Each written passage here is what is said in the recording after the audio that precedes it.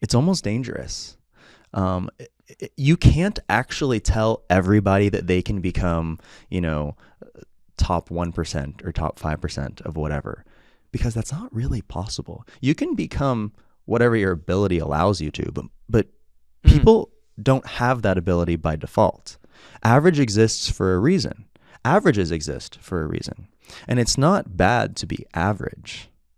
But when everybody's always around, like, the center of the media universe is on top of you. That was what was crazy when I was in New York, because I felt like, oh, I live in New York City and the entire world can see everything you're doing. Like, watching the local news in New York was like, am I watching the local news or am I watching the national news? It felt a little different. It felt like there was a lot more eyeballs. It felt like the stakes were a little higher. And when you put that in front of people all day long, they think that that's possible, which in some ways is really good. But kind of throughout history, I feel like the people who were the best were the people who sought out how to be the best, not the people who were told, hey, you can be the best because everybody else can be the best too. Does that make sense? Yeah. And when you're in a place like Omaha or the Midwest, yeah, you got Warren Buffett here, but he has a style. It's pretty evident. You don't have those billionaires or, very wealthy people, high luxury around you all the time, and it's just not on people's mind to be like that, and so it creates less of a sense of entitlement. Like, quite literally, I think that when you go to these big cities, when you go to these places where there's a lot of attention on you, people quite literally feel more entitled because they see it all the time. And it creates a much different work culture, a much different sense of I deserve this because I'm here. And I just don't think that it's sustainable. It's, the whole like work from home thing that's completely backfired. That was born out of a sense of really entitlement, right? Like, oh, I can do this, therefore I deserve it. Well, no, you don't. And eventually the market catches up.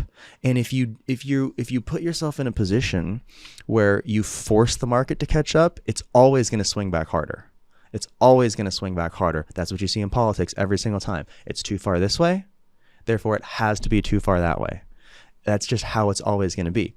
The labor market's no different. Like, jobs are going to send people back home. It's happening. It's happening in mass. There's way less people who are offering fully remote work at a premium price. You can't have both.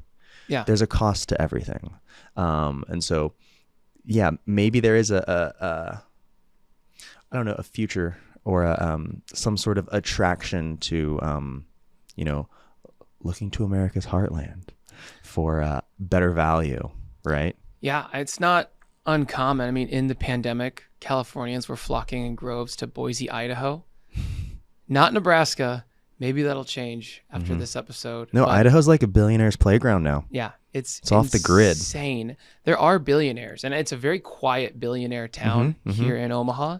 And so I know of a guy. I went to a jazz club downtown, and this is actually remarkable because when I was at this show, the bassist was the guy I just picked up on, where I just thought to myself, this guy's incredible. And that's the bassist, at least for me, is not the person I'm stepping out and saying, this is the one. Anyone that's talented, this is the guy that's He's got the look. Got it. Yeah. And so I was in St. Louis months later, and I saw him at the airport. And so I had to stop him, and I talked to him, and I just wanted to say. So you remembered this guy? I remembered this guy. That's how good he was. Okay. So I stop him in the airport, and I tell him, hey, I saw you at the Pearl at the jazz club in Omaha. I just want to say, dude, whatever it is, you got it. And just keep on keeping on. And he really appreciated that. And so we got into a good conversation, and we were going on the same flight. He said, yeah, I live in LA, but I go to Omaha because I have to get out of that culture and that world to get into my creative space. Right. So he has a studio in Omaha, and he showed me the people he tours with and the studio work he does. So he's toured with J-Lo, Michael Jackson, and just the list went on. And he was also, so he was a concert musician, and there was a Mm-hmm. few he like did in studio with as Mm-hmm. well. Mm-hmm. Apparently it's two really different jobs, but it blew my mind. Like, you come to Omaha? Well, I think what that speaks to is that people who live in big cities actually have a very narrow-minded view of the world, because they're always around people who have all the attention in the world on them. Like, it is not normal for you to live in a city and to be able to go to every single type of store, be able to find every single type of service, maybe multiple, and be able to do quite literally anything at any time. And so when people live in these big cities, I think that they literally have a small view of the world because they think that everybody thinks like them.